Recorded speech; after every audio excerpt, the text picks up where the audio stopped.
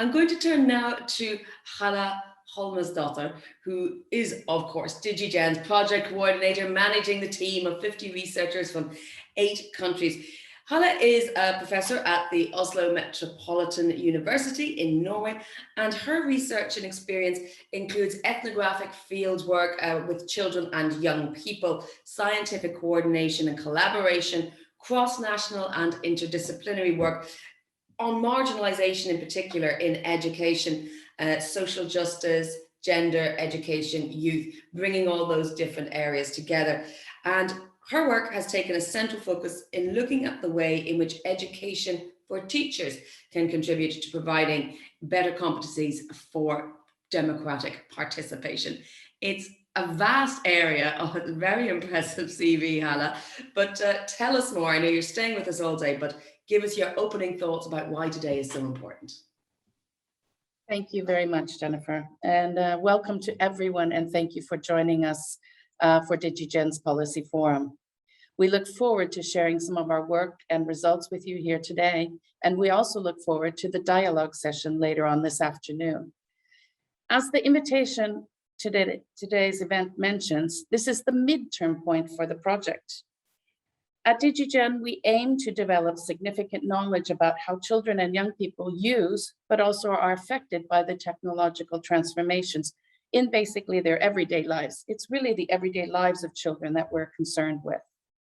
Most children today quickly become familiar with a variety of technologies ranging from smartphones to digital streaming devices, computers, laptops, gaming devices, and even video calling with friends and family. Children as young as the age of 2 are interested in technologies like tablets.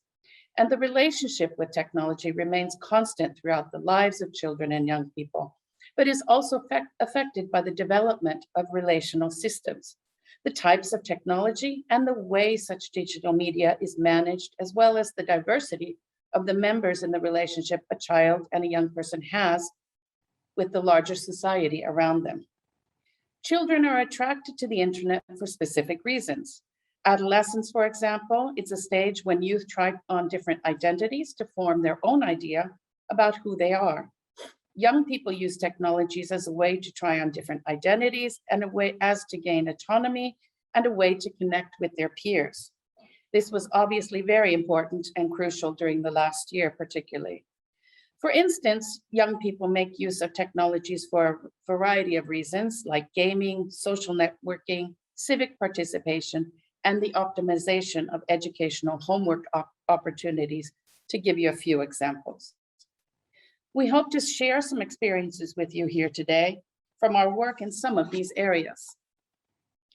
While DigiGen is not a COVID pandemic study, we cannot ignore the experiences children and young people have had over the last year.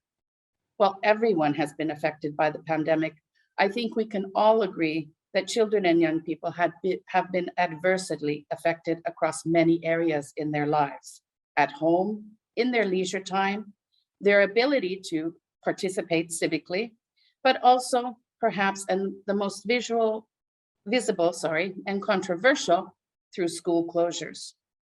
Some of those hardest hit by all the effects are children living in poverty, and lockdowns are expected to widen the existing inequalities that will affect other vulnerable groups and of children and young people, perhaps for years to come.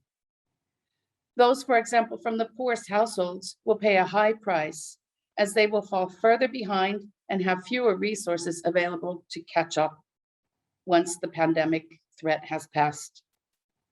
I would really like us to keep this in mind as we go through the day today. For us at DigiGen, it's crucial to bring together this audience here today, which includes policymakers, academics, and practice stakeholders, such as parents and teachers, to help us as we aim to provide information on securing safer and more beneficial use of digital technologies for children and young people.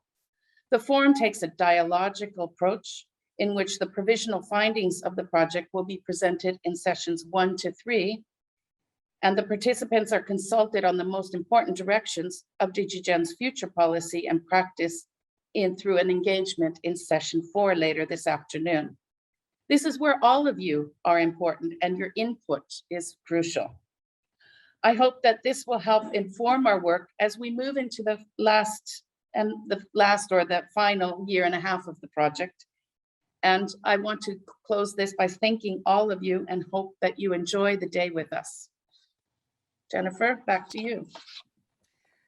Thank you very much indeed, Halla. I think I'm quite saddened, but really adoring those cute little cartoons. That's really very sweet. Our next speaker, I'm sure, will be every bit as engaging. We are delighted to come to talk to us about digital transformations and deprivation across Europe, Sara Ayllón, who is an associate professor at the Department of Economics at the University of Girona in Spain. Now, Sara obtained her PhD at the Applied Economics Department at the Autonomous University of Barcelona, and previously she graduated from an MSc in European Social Policy at the London School of Economics and holds a BSc in Economics and another one in Journalism. So Sara's bringing together many disciplines. I think this is one of the key things we see about many of the speakers today, that they bring together different sectors and join them together. Sara leads the work in DigiGen on mapping digital transformations across Europe. And today she's going to talk to you about diversity of technology use and access, focusing, of course, on the digitally deprived, disengaged and unconfident children. We often just say digitally deprived without even thinking about what it takes to encourage children's use. So Sara, I'm not sure, can we see you? Good, thank you. Thanks for the presentation. And of course, thanks everyone for joining us today. This, as Halla said, this is a very important day for us. We want to hear about you, and we also want to take the opportunity to present some of the results of the project so far. So I will be talking today to you about digitally deprived children, children that are digitally disengaged, so they don't have interest on digital technologies, and children that are not confident in the use of new technologies.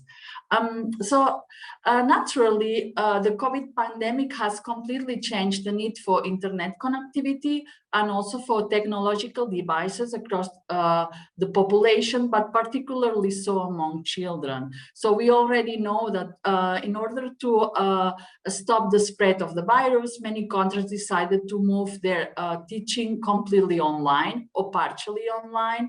And this is likely to have consequences for inequality, as Halla says. So really having a computer connected to the internet nowadays makes the difference between being able to keep up with the educational development or falling badly behind. And also, once children access a computer, they also need to be interested in the use of the computer, and they need to feel confident about the use of the digital device. So this is what the object of our research it's been about, both access and also digital skills. So what has the literature said so far?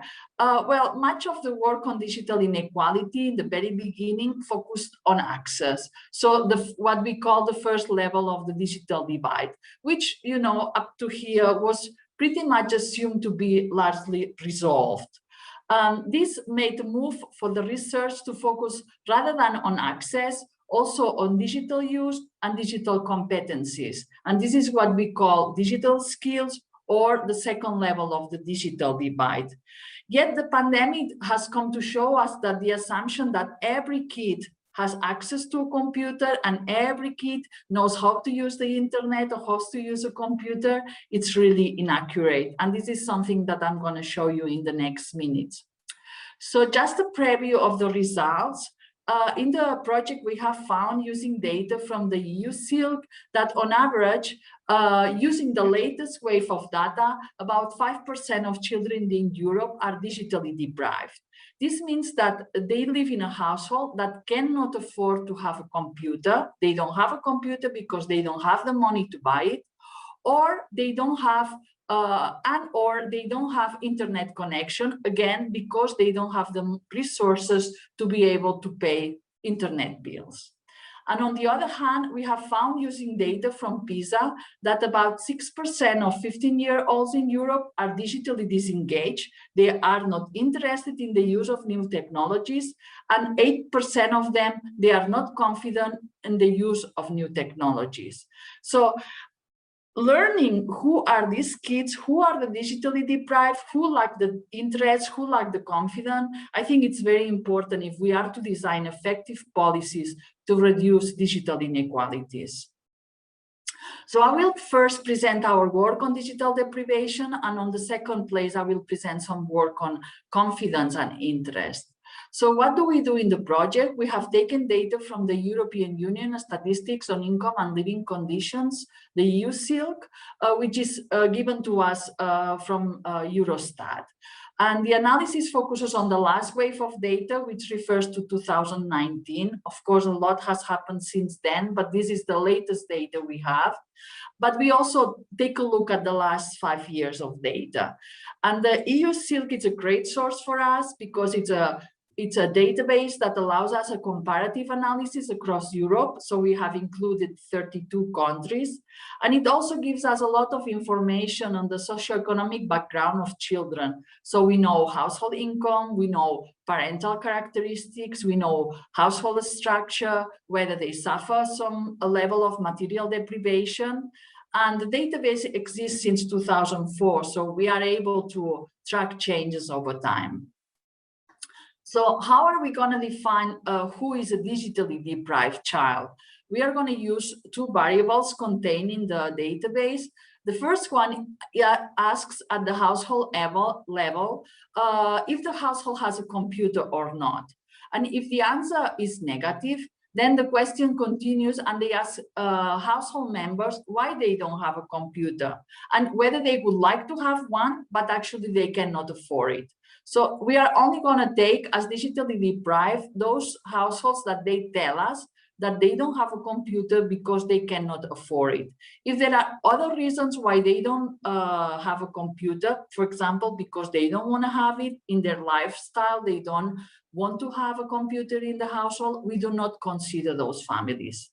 And the same goes for internet connection. Again, we ask, the survey asks individuals whether they can afford to have an internet connection. And if the answer is no, we are going to consider this as a digitally deprived. So a digitally deprived child is the one that lives in a household that cannot afford a computer and or live with adults that cannot afford internet connection. So the nice, interesting thing that the EU SILC allow us is to account for this enforced lack. So it's not the same to decide not to have a computer. It's a different thing to not be able to have a computer because you don't have the money for it.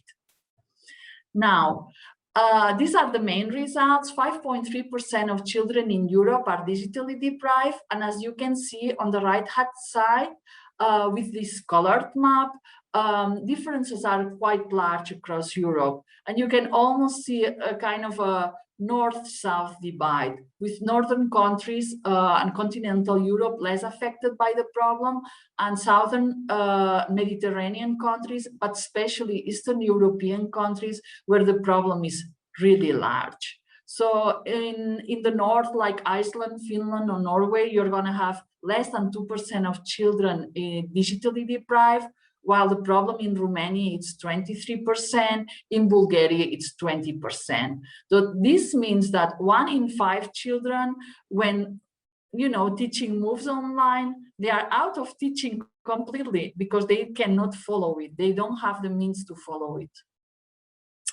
Out of the 2 indicators that we use, whether families cannot afford a computer or whether they cannot afford internet, it is the unaffordability of a computer, the one that drives the main results. So it's not so much about the internet, it is a lot about being able to actually afford devices. Now, if we look at changes over the last 5 years, we see that most countries have moved in the right direction. So you can see here that the arrows move to less prevalence for the large majority of countries and to a big extent for the countries that were most affected, like Romania and Bulgaria. right? The rest of the countries in the lower part of the graph, there's very little movement because already they have a very low prevalence. So the move has been into the right direction, but some countries really still have really a way to go. Now, if we look at the characteristics of these families, of these children, basically what we see is that the type of characteristic socioeconomic background that drives our results is that these children live in a family that has severe material deprivation. So not only they have deprivation regarding a computer or regarding the internet, they have deprivation in many other levels. And I will tell you in a minute what those levels are, but you can imagine it's regarding their diet or regarding appliances or being able to keep their household warm in the winter, things like this. And then the other two characteristics that very closely are linked with digital deprivation are being in a poor family and also having low educated parents. Other characteristics, for example, like lone parenthood, or being from an immigrant origin, or being in a large family, those are also positively related with digital deprivation, but not at the same extent than the other three. So severe material deprivation, poverty, and low educated parents are really the ones that drive the results. Now, if we look at different country clusters like Southern Europe, Northern Europe, Eastern Europe, etc., we find that the different characteristics have a different strength in the association with digital deprivation. But all in all, still severe material deprivation, it's the most important characteristic that drives our results. So children that are digitally deprived are also going to be deprived in other dimensions. Now, the material deprivation, it's a definition used by the European Commission to monitor the progress of European societies. And until now, the official definition has included a list of 9 items. We know there's a proposal with 13 items. We can talk about this later, but the official definition so far, it has included 9 items. For example, to avoid arrears, to keep the home adequately heated, to face unexpected expenses, to be able to eat proteins, to go on holidays, have a TV, a washing machine, a car, or a telephone. And material deprivation is defined for those households that have at least they like 3 items. And severe material deprivation is for those households that at least they lack 4 items. So we, in our work, we have decided to propose to also include digital deprivation as part of the definition of material deprivation. We consider that digital deprivation has to be included, given the relevance before the pandemic, but especially after the pandemic, given the relevance of digital deprivation, it needs to be included when we monitor the progress of societies. So when we do that, average material deprivation is 13.9% in Europe. If we add also digital deprivation, it goes up to 14%. And material deprivation affects 6.1% of children. If we also add digital deprivation, the number goes up to 7.4%. But what we also know is that including digital deprivation, it affects different countries in a different way. So for example, in Romania, the percentage of materially deprived children goes up 3.7 percentage point, and severe material deprivation goes up 5.5 percentage points. And then some countries that may sound surprising, like in Spain, we also see important increases in the number of digital deprivation and material deprivation kids affected by the problem. So this is how the material deprivation map looks like. So again, we find a north-south divide, and Eastern European countries more affected by the problem. And then this would be how the percentage changes when we also consider digital deprivation. So you see that, for example, here in the East and in Spain, there are important increases in the number of children affected. Next, I want to move to digital interest and confidence, and you will see that we actually refer to lack of interest and lack of confidence. And to study that, we took the 2 waves of the PISA database from 2015 and 2018, and we have looked at a number of questions. So we have measured students' lack of interest towards ICT using the answers to the following questions. For example, I forget about time when I'm using digital devices. If somebody agrees on this, we're going to consider that this person is interested in ICT. Or for example, the internet is a great resource for obtaining information, or it's very useful to have social networks on the internet. So kids that answer that they agree to these kind of questions are not the object of our analysis. We are worried about those that answer to us that they strongly disagree to these questions. So we have defined that the child is digitally disengaged or lacks interest if it has a score of interest below 12 points. So every question has from 1 to 4 possible answers. So if we have taken this threshold of 12 points, because this means that in the majority of the questions, the children that score so low are disagreeing in most of these questions. So we have defined that these are children that are digitally disengaged. And the same we have done for lack of confidence.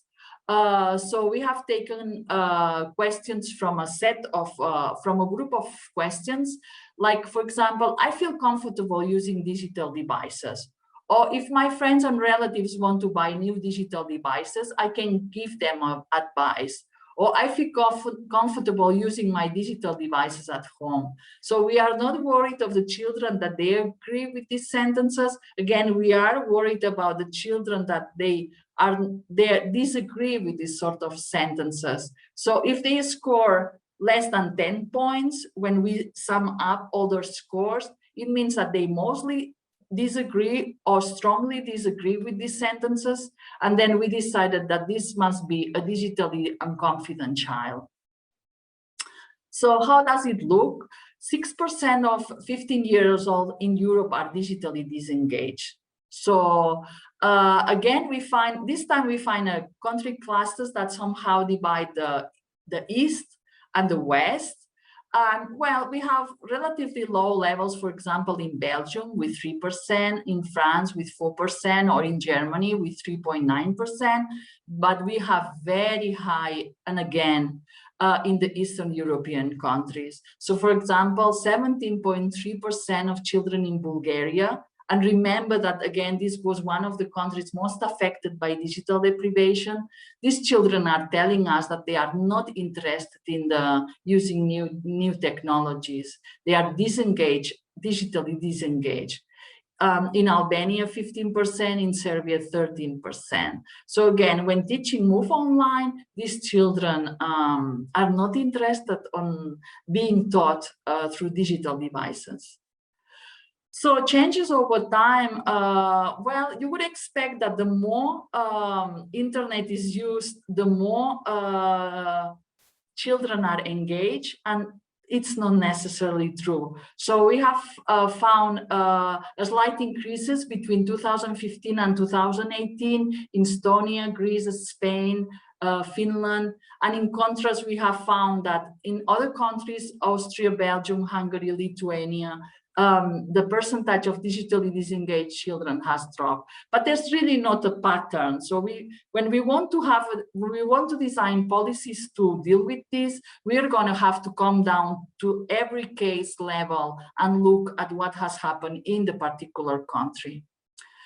Regarding digital unconfidence, we have 8% of children that tell us that they are not confident with the use of new technologies, and I guess again, a certain East-West divide with really high percentages, for example, in Bulgaria, again, 16.8% of children, 15% in Serbia, or even 14% in Lithuania, okay?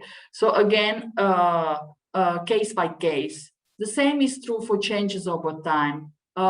Some countries has increased the number of digitally unconfident children. Some countries have decreased the number. So we have to look case by case because there's not really a pattern, neither country clusters related to this.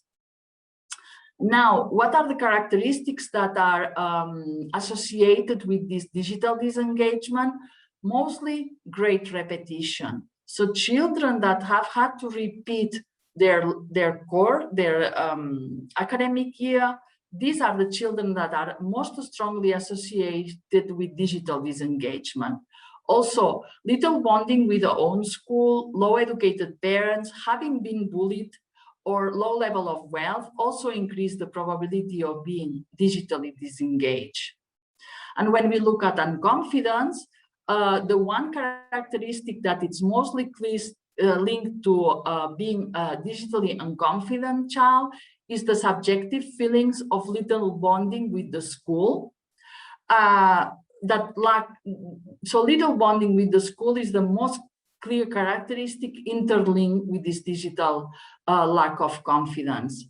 There are other characteristics of the household of the child that are also relevant, like for example, low level of home possessions, also being bullied, or great repetition also increase the risk of being a digitally unconfident child. Now, to conclude, I think our research proves that digital deprivation is a problem in certain contexts among school-age children, and in particularly regarding the inability to afford a computer. And the phenomena is particularly widespread in Southern and Eastern European countries. And when we come down to look at what's going on in the household, what we are going to see is that those digitally deprived children, they live with low educated parents, they are in poverty, and especially they are in severe material deprivation. Now, these characteristics are a little bit different whether we look at one country or another, but this severe material deprivation is always there. So we claim that digital deprivation in both indicators of digital deprivation should be included in the definition of material deprivation and severe material deprivation. And we argue that particularly now, digital deprivation should be considered as part of this definition. Now, following our definition of lack of interest and lack of digital confidence, again, we find that 6% and 8% of children are affected by the phenomena. And again, the prevalence of such phenomenon differs across European countries in a similar way than the results obtained for digital deprivation. So it's not only that children have not access to digital devices in some context, then you have to add that they don't have the skills to use these devices. So, you know, all in all, problems add up. Also, as I explained, the socioeconomic characteristics more linked with lack of interest and lack of confidence is great repetition, below average home possessions, so somehow material deprivation, and no sense of belonging to school. You know, you could think that those kids may be more isolated in their classrooms, could be more engaged to digital devices, but this is not what we find. Now, policy initiatives, and I think today we're going to talk about this even more, should prompt children digital skills once we guarantee that access is also there. Thank you. This is all I have for now. Thank you very much, Sara. That was a fascinating presentation, really interesting and in-depth views there. We don't have any questions in the Q&A just yet, but I will encourage participants, of course, if they have questions about your work, do put it in there. We have foreseen about another 15-20 minutes for discussion. So if I may, I'm just going to ask you some, I know it's not necessarily directly in your research, I may ask you to extrapolate ideas as well. You talked a lot about devices. Did you look at whether there's a difference between a computer, a mobile device, a mobile phone, a tablet? And perhaps you could reflect a little bit on the difference that makes in terms of educational access, because it's not all educational apps. It's often, a different sort of device that different grades of students need? Yes, we were asked this before, and unfortunately, the database we have is not rich in digital indicators, right? So we only have information on computer and internet. And one of the things that we claim in our research and the working papers that we have already published is that please, in this kind of a rich database on socioeconomic characteristics of the family, please give us more digital indicators, because, of course, it's very limited what we can do. It's just a proxy that tell us something. Perhaps some of the kids that are we identify as digitally deprived, maybe they have a tablet, maybe. But I think we could agree that the kind of things that you can do with a tablet, which is today a lot, might not be exactly the same that what you need to do with a computer.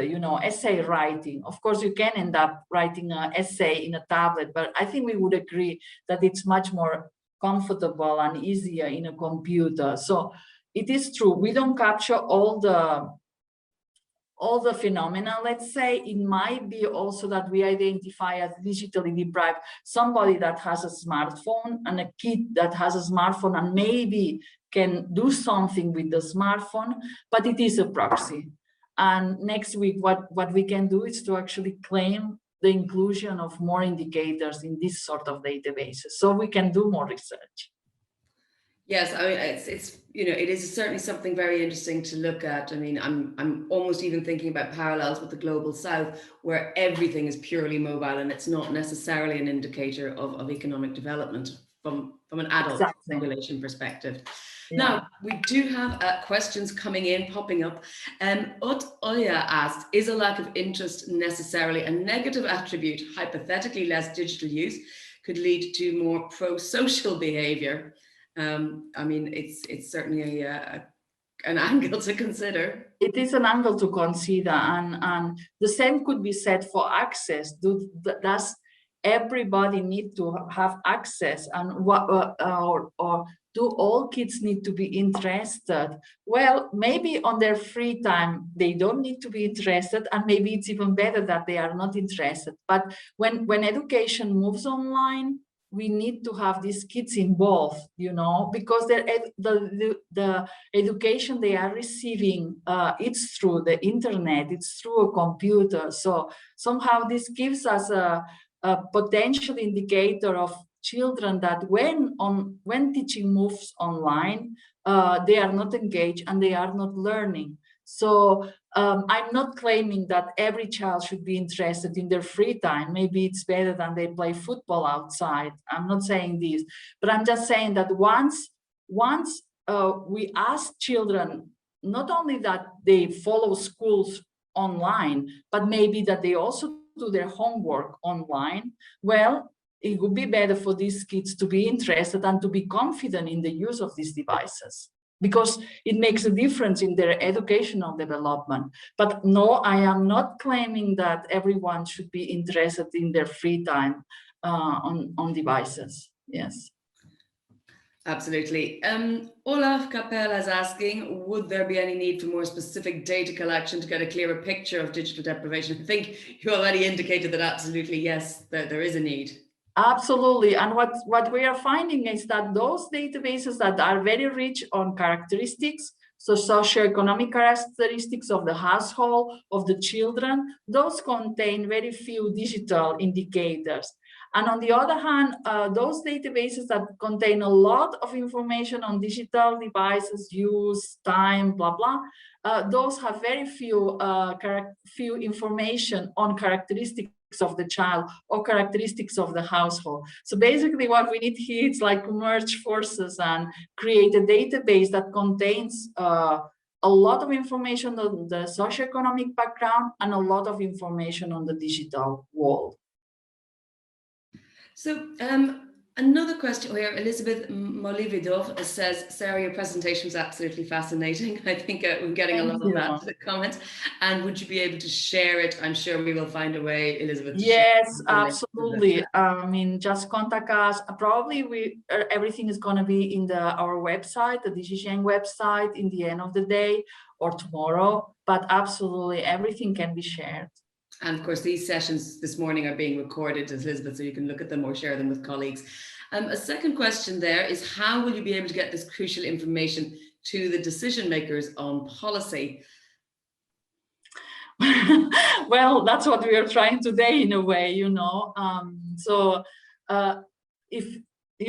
you are asking about what we do in the project, what we are going to do next is to write a policy brief that we are going to be sending out to every policymaker and decision maker that might be interested, with some of what we think could be the way to move forward on this direction. But of course, it's very hard to have a receipt for all,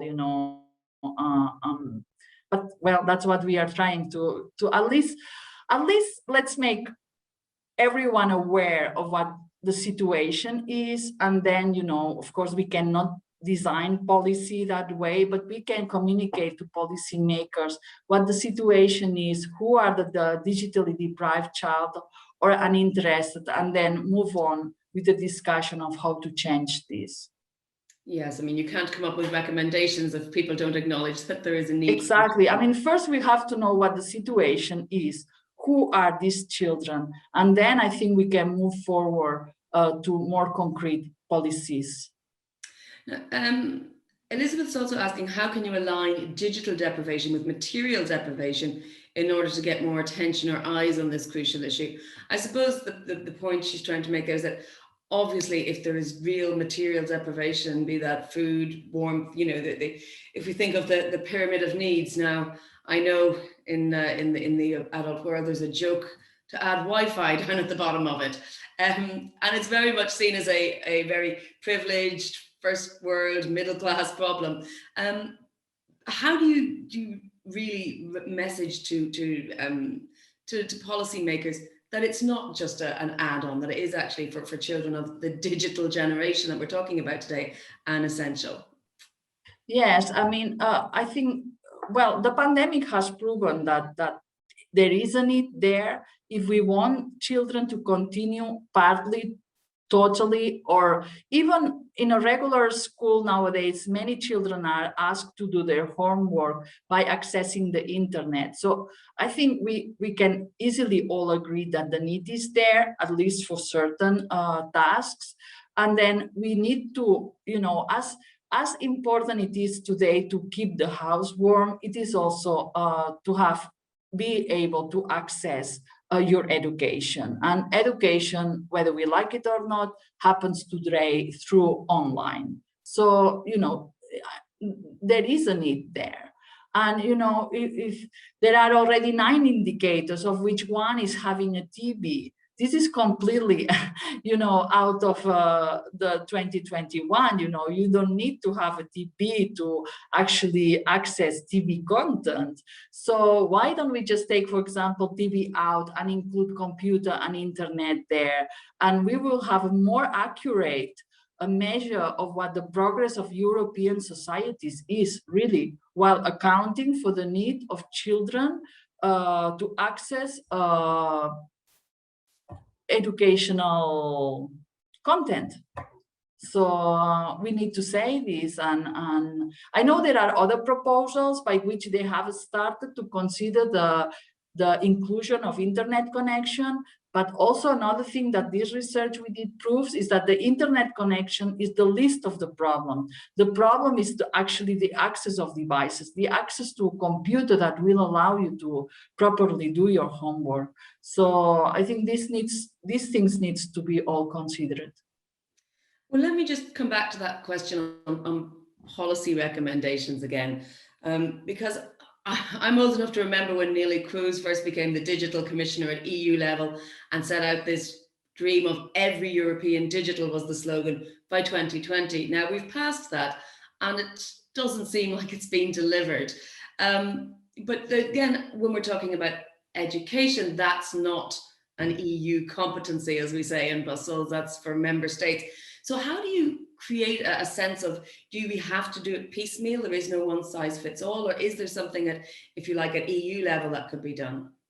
I'm afraid it may, precisely because not all the competencies are at the European level. I think we may have to go case by case. And I think we need to acknowledge the huge differences in the different countries. So one of our partners is from Romania, and she was telling us the story that when the pandemic, after the outbreak of the pandemic, and all the teaching moved online, one decision from the Romanian government was to actually give some tablets to children, and what happened, so that they could at least follow, their classes with a tablet.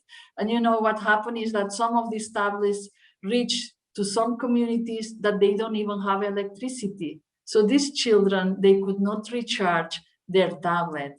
So this is something that maybe it's known under the European level, but the people that know this, it's at the national level. So let's design policy. I'm not saying that the EU should not do anything, but I think we very much need to know what's going on at the national level to design proper policies. Well, you've already touched on it, and it's the elephant in the room, if you like. The pandemic has changed a lot. Athena Karatsogianni says that a significant part of social was also online during the lockdowns. And it's a very good point. I noticed that some of your data regarding the countries moving and improving was up to 2019. I wondered, do you expect that would have been a huge shift if you'd included a year later? Well, we are really waiting for the date for 2020, and I'm afraid we're gonna have to wait. We're gonna really have. I think there's gonna be an important move, because some policies were implemented. For example, in Spain, there was some poor children receiving a computer, and then, for example, at my university, we did provide. At least we borrowed computers to our students that they couldn't afford to have one. So there must have been a change. I don't know if as much as we would want, but we really will have to wait for the data to see. And the problem is that the data would not be collected during the pandemic, at least during the first wave of the pandemic, because basically people could, interviewees could not go to interview anybody in their homes. So the data collection was delayed, and so it's gonna be the date when we are gonna receive it. But let's see. I'm not like there's gonna be a change in numbers there. But I think the characteristics that are going to affect those children that are still digitally deprived, they will not change much from what we did here today. So let's see. Of course, it's entirely possible that the metrics will have shifted as well. What we're measuring is going to be different post-pandemic. Yes. But these children in poverty with low educated parents, I think those characteristics are still going to be there. Well, we've talked about a little bit about the policy suggestions. Before I wrap up with you and we take a coffee break, I'd like to ask about the financial implications, because buying these devices costs money, or whatever they are. Now, we have this recovery fund from the EU, and 20% is earmarked for digital. It's all supposed to be green and sustainable as well. Do you think there's a focus enough on getting devices to kids, or is it very much seen as that's an issue for families or for schools? Well, I don't know about all the concrete measures that they are going to be implemented, but I think it's something that it should be very seriously considered. We don't know, hopefully not, but we don't know what's going to happen after the summer. Whether there's, what's the situation with the pandemic going to be? What's going to be the situation with the teaching? At least in Spain, they are still saying that we are not going to move to 100% face-to-face yet. So, I think part of the funds should be used to ensure that people at least can follow online if teaching is going to still be online. So yeah, but I don't know the precise each policy what has been decided on, and I think there's still lots going on. So let's see what the final decisions are. Yes, I mean, and each country has to put forward its own plan, and it's always assessed. And Yes, we hope that different, as we've said, different countries or different regions within countries have different needs depending on their level of poverty, their level of connectivity. exactly. I will tell our attendees we've still got 5 minutes with Sara, but I don't see any more questions. So Sara, I think, unless I see one pop up urgently, that you've done a very comprehensive job in answering everyone's questions. And do you want to leave us with any closing remarks? I know you'll be around for the day, and we can always get in touch with you again, but or any suggestions of what people might want to look at in terms of further reading? Well, further reading. Well, we have well, if you are interested on the details, they are in our web. We have published a working paper. I think it's working paper number 2 or number 3 in the DigiGen website. So there's all the details, and we are still working on the working paper that we have published is on digital deprivation, and that's all the details are there. And what we are still working a little bit on is on the digital lack of interest and lack of confidence. The PISA database is huge, it's a big monster. So we are trying to see whether there are other important variables that we have not included yet that they would help us understand a little bit better who are these kids that are not interested or unconfident, and what are the consequences of it. I mean, as we said, if there is a kid that is not interested, but that doesn't affect their education, they don't have to be. The problem starts when it affects their education. So we are trying to see a little bit more about that. And again, PISA was supposed to come out this summer. It's going to be delayed another year. So again, we will have to see with the new wave of data how things have changed. Probably they have changed after the pandemic. So well, it's interesting for us researchers in the future. Yeah, and we will have something to compare it to because of your research. We can see exactly. Yeah, exactly. And I just want to comment then. I see in the chat that mentioned the recovery fund facility, which is what I was talking about, this recovery fund. And we've also a comment there that it's also very much a part of the European Pillar of Social Rights Action Plan under Pillar Principle 20, access to essential services. So digital education there seen as one of the essential services. There are action plans for each country that I mentioned. Attendees, you can find those links to many of those in the chat. Thank you very much to our organizers for filling in all those links as we go along. Sara, thank you very much. Thank you. That's been a really fascinating introduction to our day. I'm glad we all have a concrete basis to work from for the rest of our talks this afternoon. And we will be hearing, of course, from different countries this afternoon, this morning still, if you're in a very rainy Brussels. We're a little bit ahead of schedule, but I think we'll stop now for our coffee break. You've got an extra 2 minutes to get caffeinated and get yourself energized for our next session, which is coming up, which will be growing up in the digital age and DigiGen's approach to the ecological systems theory. We'll be hearing there in detail from Halla.